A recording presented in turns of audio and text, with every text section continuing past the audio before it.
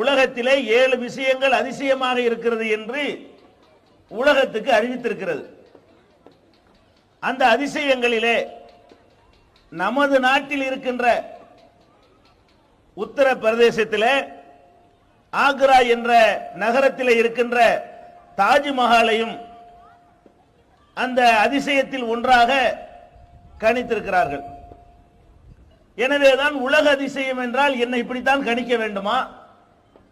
உலக அதிசயம் என்பதிலே இதில் எப்படி நாம் தீர்மானிப்பது? இதை தெளிவுபடுத்துவதற்காகத்தான் இந்த தலைப்பு தந்திருக்கிறார்கள். முதல்ல அதிசயம் என்றால் என்ன? எந்த காரியத்தை மனிதர்களால் செய்ய முடியாமல் திணறுகிறார்களோ, இது நம்மால் ஆகாது என்ற நிலைக்கு தடுமாறுகிறார்களோ, அல்லது எந்த விஷயத்திலே